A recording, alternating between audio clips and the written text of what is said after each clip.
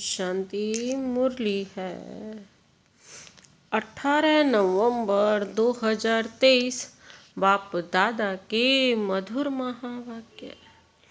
मीठे बच्चे, मनुष्य को देवता बनाने की सर्विस का तुम्हें बहुत बहुत शौक होना चाहिए, लेकिन इस सर्विस के लिए स्वयं में हड्डी धारना चाहिए। मनुष्य को देवता बनाने की सर्विस का तुम्हें बहुत बहुत शौक होना चाहिए, लेकिन इस सर्विस के लिए स्वयं में हड्डी धारना चाहिए। आज का प्रश्न है, आत्मा मैली कैसे बनती है? आत्मा पर कौन सी मैल चढ़ती है? आत्मा मैली कैसे बनती है? आत्मा पर कौन सी मैल चढ़ती है? बाबा ने उत्तर दिया, मित्र संबंधियों की याद से आत्मा मैली बन जाती है। पहले नंबर का किचड़ा है देह अभिमान का, फिर लोभ मोह का किचड़ा शुरू होता है। यह विकारों की मैल आत्मा पर चढ़ती है, फिर बाप की याद भूल जाती है, सर्विस नहीं कर सकते हैं। मित्र संबंधियों की याद जो है ना, वो आत्मा में क्या चढ़ाती है? मैल चढ़ाती है। और पहले नंबर 1 का किचड़ा है देह अभिमान, फिर उसके बाद आता है लोभ मोह। ये सारे विकार जो है आत्मा को मैला कर देते हैं, और इसलिए बाप की याद भूल जाती है और सर्विस नहीं कर सकते हैं। आज का गीत है, तुम्हारे बुलाने को जी चाहता है। ओम शांति। यह गीत बड़ा अच्छा है। बच्चे गारंटी भी करते हैं कि आपका सुन करके फिर यह ज्ञान सुनाने की दिल होती है। याद तो बच्चे करते हैं, यह भी जरूर है। कोई याद करते होंगे और मिले भी होंगे। कहा जाता है ना, कोटों में कोई आकर के यह वर्षा लेते हैं। अभी तो बुद्धि बहुत विशाल हो गई है। जरूर 5000 वर्ष पहले भी बाप राजयोग सिखाने आया होगा। पहले पहले तो यह समझाना है कि नॉलेज किसने सुनाई थी, क्योंकि यही बड़ी भूल है। बाप ने समझाया है, सर्वशास्त्रमयी शिरोमणि गीता है, भारतवासियों का शास्त्र। सिर्फ मनुष्य यह भूल गए हैं, सर्वशास्त्रमयी गीता किसने गाई और उससे कौन सा धर्म स्थापन हुआ? बाकी गाते जरूर हैं, हे भगवान आप आओ। भगवान तो जरूर आते ही हैं, नई पावन दुनिया की रचना रचने। दुनिया का ही तो फादर है ना। भक्त गाते भी हैं, बाप आप आओ तो सुख मिले या शांति मिले। सुख और शांति दो चीजें हैं। सतयुग में जरूर सुख भी है, बाकी सब आत्माएं शांति देश में है।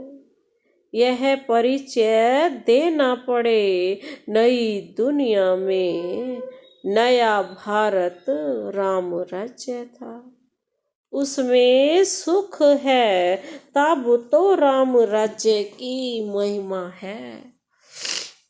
बाबा कहते उसको राम राज्य कहते हैं, तो इनको रावण राज्य कहना पड़े, क्योंकि यहाँ दुख है वहाँ सुख है। बाप आकर सुख देते हैं, बाकी सबको शांति धाम में शांति मिल जाती है। शांति और सुख का दाता तो बाप है ना। यहाँ है अशांति, दुख, तो बुद्धि में यह ज्ञान टपकना चाहिए। इसमें अवस्था बड़ी अच्छी चाहिए। ऐसे तो छोटे बच्चों को भी सिखलाया जाता है, परंतु अर्थ तो समझा न सके। इसमें हड्डी धारणा चाहिए। जो कोई फिर प्रश्न पूछे तो समझा भी सके। अवस्था अच्छी चाहिए, नहीं तो कभी देह अभिमान में, कभी क्रोध मोह में गिरते रहते हैं। लिखते भी हैं बाबा, आज हम क्रोध में गिरा, आज हम लोभ में गिरा। अवस्था मजबूत हो जाती है तो गिरने की बात ही नहीं रहती। बहुत शौक रहता है मनुष्य को देवता बनाने की सर्विस करें। गीत भी बड़ा अच्छा है, बाबा आप आएंगे तो हम बहुत सुखी हो जाएंगे। बाप को आना तो जरूर है, नहीं तो पतित सृष्टि को पावन कौन बनाए।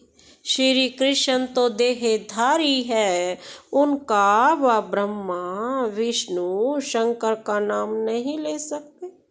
गाते भी हैं पतित पावन आओ, तो उनसे पूछना चाहिए यह तुमने किसके लिए कहा। पतित पावन कौन है और वह कब आएगा। पतित पावन वह है, उनको बुलाते हो तो जरूर यह पतित दुनिया है। पावन दुनिया सतयुग को कहा जाता है, पतित दुनिया को पावन कौन बनाएंगे। गीता में भी है, बरोबर भगवान ने ही राजयोग सिखाया और इन विकारों पर ही जीत पाई। काम महाशत्रु है, पूछना पड़ता है कि यह किसने कहा कि मैं राजयोग सिखाता हूँ। काम महाशत्रु है, यह किसने कहा कि मैं सर्वव्यापी हूँ। बाबा कहते हैं यह किसने कहा कि मैं सर्वव्यापी हूँ। किस शास्त्र में लिखा हुआ है, किसके लिए कहा जाता है पतित पावन। क्या पतित पावन, बाबा कहते हैं क्या पतित पावन गंगा, पावनी गंगा है या और कोई है। गांधी जी भी कहते थे पतित पावन आओ। गंगा तो हमेशा ही है, हमेशा है ही, वह कोई नई नहीं है। गंगा को तो अविनाशी कहेंगे, बाकी सिर्फ तमो गुणी तत्व बन जाते हैं तो उनमें चंचलता आ जाती है, बाढ़ कर देते हैं। बाबा कहते अपना रास्ता छोड़ देते हैं। सतयुग में तो बड़ा रेगुलर सब चलता है। काम जास्ती बारिश आदि नहीं पड़ सकती, वहाँ दुख की बात नहीं। तो बुद्धि में यह रहना चाहिए कि पतित पावन हमारा बाबा ही है। पतित पावन को जब याद करते हैं तो कहते हैं हे भगवान, हे बाबा, यह किसने कहा। आत्मा ने कहा। तुम जानते हो पतित पावन शिव बाबा आया हुआ है। निराकार अक्षर जरूर डालना है, नहीं तो साकार को मान लेते हैं। आत्मा पतित बनी हुई है, यह कह नहीं सकते कि सब ईश्वर है। अहम ब्रह्म अस्मि या शिवो हम कहना बात एक ही है, लेकिन रचना का मालिक तो एक ही रचता है। भल मनुष्य और कोई लंबा चौड़ा अर्थ करेंगे, हमारी बात तो है ही सेकंड की। सेकंड में बाप का वर्षा मिलता है। बाप का वर्षा है स्वर्ग की राजाई। उनको जीवन मुक्ति कहा जाता है। यह है जीवन बंध। समझाना चाहिए बरोबर। जब आप आएंगे तो जरूर हमको स्वर्ग का, मुक्ति जीवन मुक्ति का वर्षा देंगे। तब ही लिखते हैं मुक्ति जीवन मुक्ति दाता एक है। यह भी समझाना पड़े। सतयुग में है ही एक आदि सनातन देवी देवता धर्म। वहाँ दुख का नाम नहीं, वह है ही सुख धाम। सूर्यवंशी राज्य चलता है। फिर त्रेता में चंद्रवंशी राज्य, फिर द्वापर में ही इस्लामी बौद्धि आएंगे। सारा पाठ नूंधा हुआ है एक बिंदी जैसी आत्मा में, और परम आत्मा में कितना पाठ नूंधा हुआ है।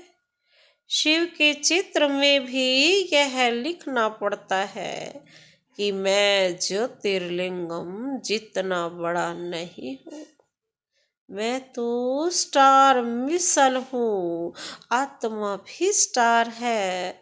गाते भी है ना, भ्रिकुटी के बीच में चमकता है अजब सितारा, तो वह आत्मा ही ठहरी। मैं भी परम पिता परम आत्मा हूँ, परंतु मैं सुप्रीम पतित पावन हूँ। मेरे गुण अलग हैं, तो गुण भी सब लिखने पड़े। एक तरफ शिव की महिमा, दूसरी तरफ श्री कृष्ण की महिमा। अपोजिट बातें है ना। अक्षर अच्छी रीति लिखना पड़े, जो मनुष्य अच्छी रीति से पढ़कर समझ सके। स्वर्ग और नरक, सुख और दुख, चाहे श्री कृष्ण का दिन और रात कहो, चाहे ब्रह्मा को कहो। सुख और दुख कैसे चलता, यह तो सब तुम जानते हो। सूर्यवंशी है 16 कला और चंद्रवंशी है 14 कला। यह संपूर्ण सतो प्रधान वह सतो। सूर्यवंशी ही फिर चंद्रवंशी बन जाते हैं। सूर्यवंशी फिर त्रेता में आएंगे तो जरूर चंद्रवंशी कुल में जन्म लेंगे। भल राजाई पद लेते हैं। यह बातें बुद्धि में अच्छी रीति बैठानी चाहिए। जो जितना याद में रहेगा, देही अभिमानी होगा तो धारणा होगी। वह सर्विस भी अच्छी करेंगे। स्पष्ट कर किसको सुनाएंगे। हम ऐसे बैठते हैं, ऐसे धारणा करते हैं, ऐसे समझाते हैं, ऐसे ऐसे विचार सागर मंथन करते हैं। औरों को समझाने के लिए सारा समय विचार सागर मंथन चलता रहेगा। जिनमें ज्ञान नहीं, उनकी बात तो अलग है। धारणा नहीं होगी। धारणा होती है तो सर्विस करनी पड़े।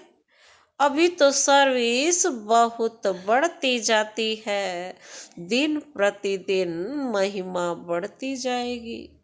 फिर तुम्हारी प्रदर्शनी में भी कितने आएंगे, कितने चित्र बनाने पड़ेंगे। बहुत बड़ा मंडप बनाना पड़े।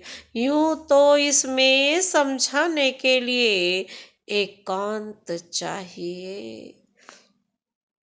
हमारे मुख्य चित्र हैं ही झाड़, गोला और यह लक्ष्मी नारायण का चित्र।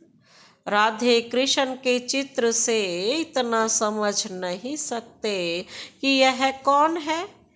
इस समय तुम जानते हो कि हमको अब बाप ऐसा पावन बना रहे हैं। सब तो एक जैसे संपूर्ण नहीं बनेंगे। आत्मा पवित्र होगी, बाकी ज्ञान थोड़े ही सब धारण करेंगे। धारणा नहीं होती तो समझा जाता है कि यह कम पद पाएंगे। अभी तुम्हारी बुद्धि कितनी तीक्ष्ण हो गई है। नंबरवार तो हर क्लास में होते ही हैं, कोई तीखे कोई ढीले, यह भी नंबरवार है।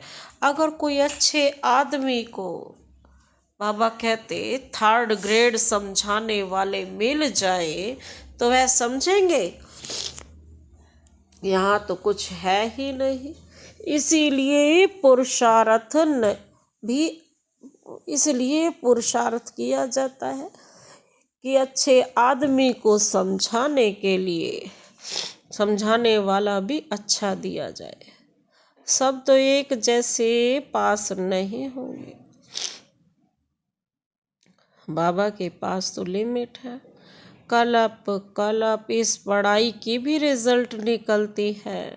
मुख्य 8 पास होते हैं, फिर 100, फिर है 16,000, फिर प्रजा, उनमें भी साहूकार गरीब सब होते हैं।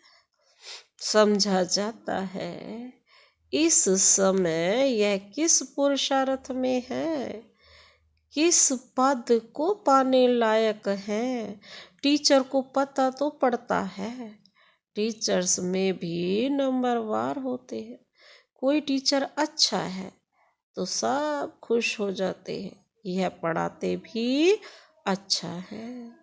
प्यार भी अच्छा करते हैं। छोटे सेंटर को बड़ा तो कोई बड़ा टीचर ही बनाएगा ना। कितना बुद्धि में काम लेना पड़ता है। बुद्धि से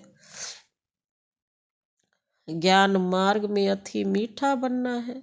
स्वीट तब बनेंगे जब मीठे बाप के साथ पूरा योग होगा, तो धारणा भी होगी। ऐसे मीठे बाबा से बहुतों का योग नहीं, समझते ही नहीं। गृहस्थ व्यवहार में रहते बाप से पूरा योग लगाना है। माया के तूफान तो आएंगे ही। कोई को पुराने मित्र संबंधी याद आएंगे, कोई को क्या याद पड़ता रहेगा। बाबा कहते तो मित्र संबंधी आदि की याद आत्मा को तो मैला कर देती है। किचड़ा पड़ने से फिर घबरा जाते हैं। इसमें घबराना नहीं है, यह तो माया करेगी। किचड़ा पड़ेगा ही हमारे ऊपर। होली में किचड़ा पड़ता है ना। हम बाबा की याद में रहें तो किचड़ा नहीं रहेगा। बाप को भूले तो पहला नंबर देह अभिमान का किचड़ा पड़ेगा। देह अभिमान के बाद फिर छोटे छोटे सारे विकार आ जाएंगे, लोभ मोह आदि सब आएंगे। अपने लिए तो मेहनत करनी है ना। बाबा कहते कमाई करनी है और फिर आप सामान बनाने की मेहनत करनी है। सेंटर्स पर अच्छी सर्विस होती है। यहाँ आते हैं तो कहते हैं हम जाकर प्रबंध करेंगे, सेंटर खोलेंगे। यहाँ से गए खल्लास। बाबा खुद भी कह देते हैं तुम यह सब बातें भूल जाएंगे। वह यहाँ तो भट्टी में रहना पड़े जब तक समझाने लायक हो जाए। शिव बाबा का तो सबसे मीठा कनेक्शन है ना। समझ सकते हैं किस प्रकार की सर्विस करते हैं। स्थूल सर्विस का इजाफा मिलता अवश्य है। बहुत हड्डी सर्विस करते हैं, परंतु सब्जेक्ट तो है ना। उस पढ़ाई में भी सब्जेक्ट होते हैं, तो इस रूहानी पढ़ाई में भी सब्जेक्ट है। पहले नंबर की सब्जेक्ट है याद, और पीछे है पढ़ाई, बाकी सब है गुप्त। इस ड्रामा को भी समझना पड़ता है। यह भी कोई को पता नहीं है कि 1250 वर्ष हर एक युग में है। सतयुग कितना समय था? अच्छा, वहाँ कौन सा धर्म था? बाबा पूछ रहे हैं, सबसे जास्ती जन्म यहाँ किसके होने चाहिए? बोधी, इस्लामी आदि इतने जन्म थोड़े ही लेंगे। किसकी बुद्धि में यह बातें नहीं है? शास्त्रवादियों से पूछना चाहिए कि तुम भगवानुवाच किसको कहते हो? सर्वशास्त्रमय शिरोमणि तो गीता है। भारत में पहले पहले तो देवी देवता धर्म था। उनका शास्त्र कौन सा? गीता किसने गाई? श्री कृष्ण भगवानुवाच तो हो न सके। स्थापना और विनाश कराना तो भगवान का ही काम है। श्री कृष्ण भला कब आया? अभी किस रूप में है? शिव बाबा के अपोजिट श्री कृष्ण की महिमा जरूर लिखनी पड़ेगी। शिव है गीता का भगवान, उनसे श्री कृष्ण को पद मिला। श्री कृष्ण के 84 जन्म भी दिखाते हैं।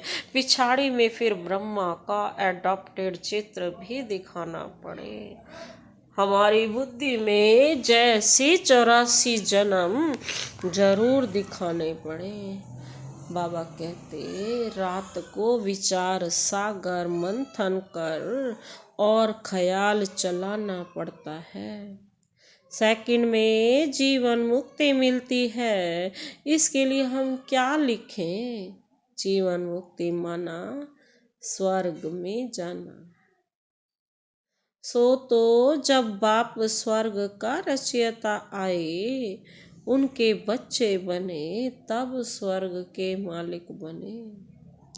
सतयुग है पुण्यात्माओं की दुनिया, यह कलयुग है पापात्माओं की दुनिया।